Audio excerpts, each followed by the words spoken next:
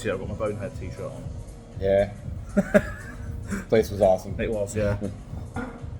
Welcome back to the Azalea Cult. We're here in Birmingham, and for the first UK calling, which is really, really cool. And going to do a little Azalea sort of report on our sort of Azalea things over the weekend. So first of all, what did you do? So, I only played in side events because, you know, I'm a scrub. I'm not good enough for the big tournaments. So, but I had a lot of fun. Yeah, that's all that matters really. We met some great people as well. And we're staying in the Moxie Hotel, which is a nice little bougie little hotel, as you can see. But yeah, so should we start with the calling first? Yeah, absolutely. Main event. Start with the calling. Yeah.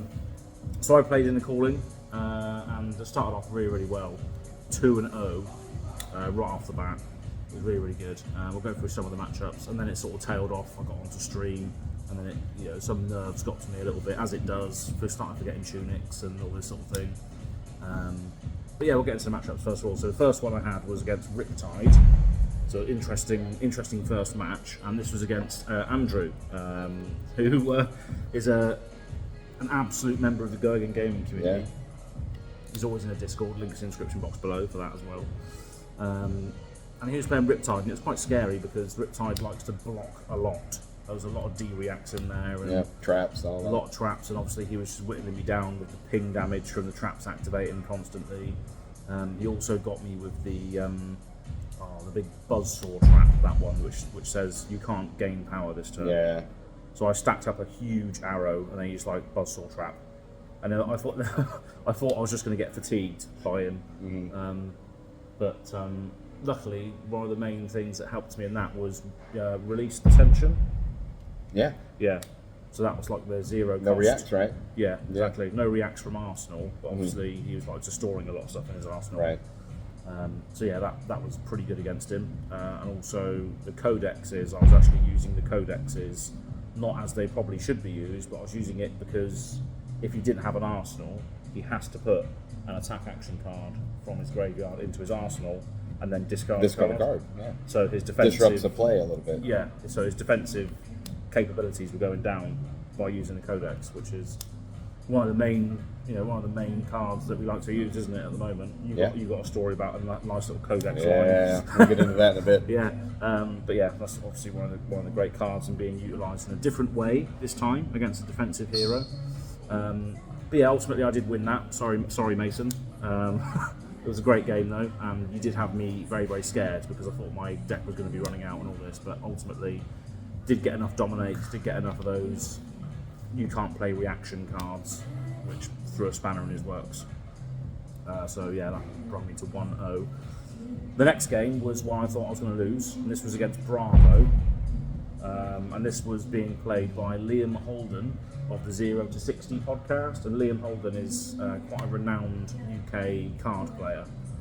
Has top 8'd quite a few different things before, and I beat him on the matchup that I was most concerned about. So I was well happy with that. Him not so much, sorry Liam, I'm not going to be listening to this anyway. But yeah, I was well happy with that. Just managed to get the dominates through before Bravo did. Yeah. Yeah, because obviously Bravo's on hits just dismantle us, don't they? Absolutely, and the crushes. And the crushes. Crush you. Yeah, spinal crush, can't go again, can't do your bow and then do anything else. Yeah, so luckily I just managed to hit hard first, because I think Bravo and Azalea are quite similar. They just like to throw a huge dominated attack, which interacts. So luckily I just got there first on that one. The next game was on stream. Were you watching this? I was. Yeah. Because you arrived just in time for it, essentially, didn't you? Yeah, basically, I arrived and checked in, and it was right as you had started your stream. Yeah. So I was actually checking in with Andreas, another member of the Discord there, and he turned his screen around and said, "Azz is on stream," and I was like, "Oh, sick!" So we literally sat there in the registration line and just watched his match. Yeah.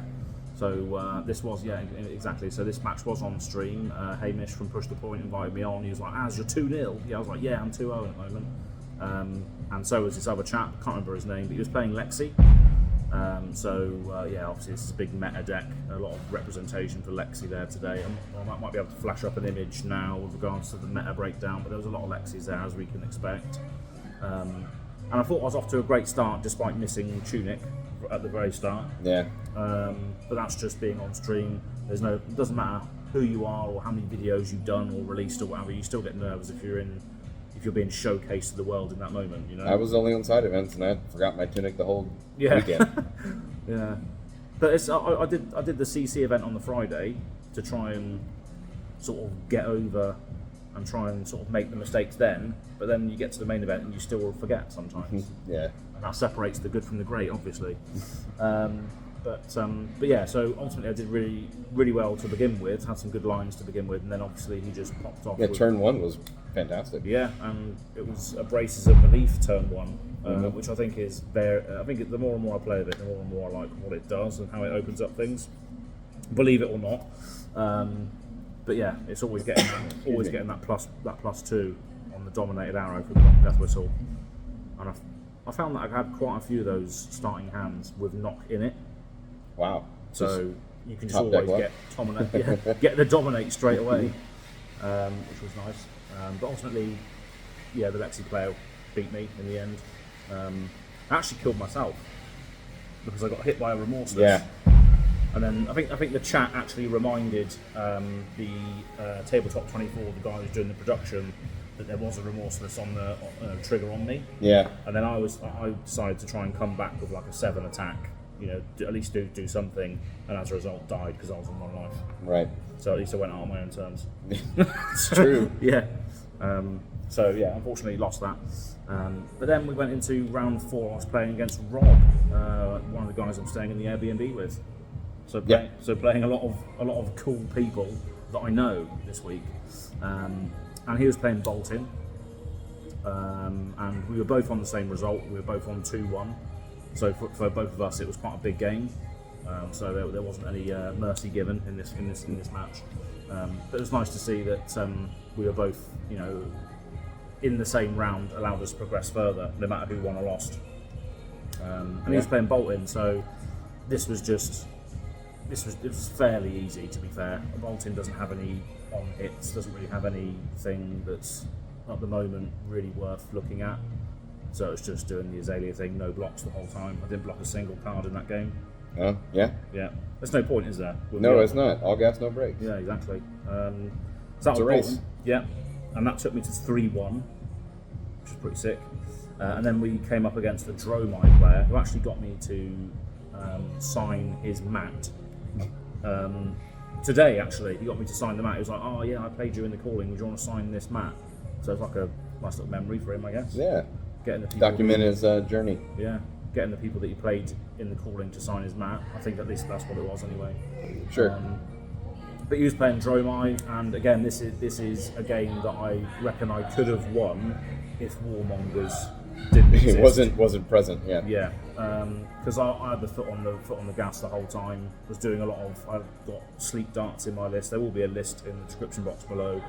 A lot of sleep darts and read in the ledgers and codexes mean that you can normally get enough interaction with Dromai now with some poppers to still win the matchup. Yeah. Whereas we couldn't before. But yeah, Warmongers is just horrible. I don't know if you ever came across it this weekend. Once. Yeah. Where you choose, no matter what you're not choosing peace as Azalea because you can't do anything. Yeah. If you happen to have an arsenal set up, then maybe you can do war. But yeah. But even then, Azalea likes bolt-on shots and maybe 2 attacks a turn, and you can't really get that, can you?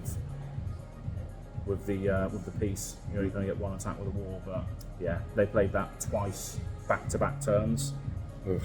Yeah, so it's like I couldn't even get the stuff. I had to pitch into Death Dealer for no reason, just to try and get those cards out of my hand that I couldn't use for 2 turns. Yeah. I had to do that. So that was rough. Still went quite quite well to the end, but yeah, that was the card that crippled me rather than the actual game itself, which is a shame. So that put me to 3-2, and then obviously this last game that I played before I dropped was the one that would allow me to carry on essentially, for potentially top 8 at least. I think you could still carry on for maybe a top 32 or something. Yeah, to get some cash. Or day 2. Yeah, so this last game was against Azuri, and again I'm on 3-2 at this point. And this was just again a no blocks game. Doesn't matter what Azuri presents me with. I'm just going to take the damage and then see what happens, see what I can do back. And this was right down to the wire, where I had to take a massive gamble at the end to try and win, and the gamble did not pay off, unfortunately. So basically, what I had to do is I had to do 5 damage to him over the top of 2 pieces of armor that blocked for 1. So we had the flick knives and the assassin chest left, which had 1 block on each. Right. And then I knew that obviously if he blocked with a card from hand, it would be 3. If he had a 4, if he had a sink below or something, I wouldn't have been able to do it. So I just had to take the risk. So I had to block. I had to get 5 over the top because he was on 5 life. So I had to attack for 10, dominated, in order to get that maths through, basically. So what I had to do is I pitched a Codex into Death Dealer and loaded in a Spire Sniping, which allowed Let you me do the top 2, yeah. Yeah, so I drew the card off of Death Dealer, then looked at the top 2, and what was on top? Buffs. Of course. Brilliant. Yeah. So then I had to resort to firing that Spire Sniping with 2 buffs behind it, which was a total for 9 undominated. Had you already activated your bow? Yeah. Oh, you had. Okay. Yeah. Yeah. Fair enough. Yeah. So I had to act. So that's all I could do. I could just do 9 damage undominated, and of course they just blocked the whole thing, and then came back with a dominate, an isolated dominate, and that just killed me because I was on 1 life. Yeah. So unfortunately that was it. 3-3. But great experience nonetheless. It's got me in the itch to play more competitive games to a certain degree. And I know I can play the deck well enough. But yeah, it was a great experience. Really enjoyed it. Didn't get to play any other side events for CC apart from the one on the Friday before the event started. But yeah, would love to have played more. But as you probably would have seen on another vlog video, there's going to be there's a lot of drinks involved and stuff. Multiple mojitos and margaritas. Good fun to be had. Exactly. So you'll maybe see a few flashing images. But there's going to be a separate video for that, so check that out soon. But yeah, side event. Speaking of which, what did you do for your side events? Yeah, so I actually only I did 4 total side events, but only 2 of them did I bring our Supreme Leader. Yeah. So basically, the first one that I went into, I was actually supposed to be in a CC on the Saturday. Yeah. However, I grossly underestimated the time it was going to take me to get from the Moxie, the hotel here, to the actual hall because I hadn't been there yet. Yeah. And I didn't make it in time, so I didn't. I had to drop out of that and go to a blitz, which was the next thing that was coming out. Which was, it was a bit of an audible because I didn't have a tuned blitz Azalea deck, so I just took my CC Azalea and cut it down. Yeah. So I went in with that. I ended up being 2-2, so I did a 50%. Yeah. It's celestially a little foggy, thanks to other events from the nights. However, I do distinctly remember one of the wins was against a Bravo. Oh, right. So I did win against a Bravo, and then the other one was an Azuri, and I beat Azuri. So I don't remember the 2 losses on what they were. You don't know, well, sometimes you do, sometimes you don't. And then at that, I think I did the Sealed Outsiders, had some fun with that. Did not end up playing Azalea, got no arrows. Ended up playing actually Arachne, Solitary Confinement. Then today went in and did the ACC. Then I got to play my full Supreme Leader deck. Nice. That one, I actually was only able to play 2 rounds because I had signed up for a Welcome to Wraith sealed and decided I would drop and do that. But of the 2 games I played, the first one was against a Vincent, actually. Oh, right, okay. Yeah. And that one was actually a lot of fun because I had not played a Vincent yet. Obviously, new hero. Hadn't seen it in a local scene. Actually, haven't had a lot of time to play in my local scene lately, but it's the first time really even seeing Vincent and playing against her. But learned a lot, actually, about her very quickly. But then it did pull that one off without too much trouble. Yeah. So got that win. The next hero that I played was our arch nemesis, the Dromite. Oh, yeah. Dromite. So The game actually, I was doing really well. Kind of my MO and most Azalea MOs, the game started off great and then just ran out of gas. Yeah. But part of that greatness was the play line that we kind of alluded to a little earlier. It felt so good. Yeah. I basically had a premeditate in the arsenal. So for the line, I basically played that premeditate, and then from hand I played a seek and destroy. Yep. Then I played 2 lace with blood rots. Then I had a frailty in my hand, so I played the frailty out. I went and retrieved the red in the ledger. I had my tunic up, so I used the tunic resource to shoot the red in the ledger. Yeah. So that was a 17 damage with a ponder token, 2 blood rot tokens for them, and the seek and destroy effect. Wow. Yeah. And they were pretty flabbergasted, but obviously, in the end, too many dragons on the board. Yeah, that's it. It's the little ones too. Like I had Bolden Shot. I had sideboarded that in, so I popped a dragon or 2, but all the little baby dragons just overwhelmed me. Yeah, nice. What's the what that turn when you did the massive thing? Yeah, they just give you their entire hand. He did block some of it. Yeah. Did not block all of it. So all of the effects did happen. Yeah. I don't remember actually how much they blocked. I just remember they didn't block at all. Yeah. So everything. So all the effects happened. That's the thing, though, isn't it? It's just like, well, there's a red in the ledger as well, so they can only do one thing on their next turn. Right. Yeah. Yeah. Okay. So they very well probably did block with most of their hand. Yeah. I think they kept, more than likely it was Dromite, they kept a red to like play and then attack with all the dragons. Well, the dragons they couldn't do the dragons, so yeah. Meg Ash, etc.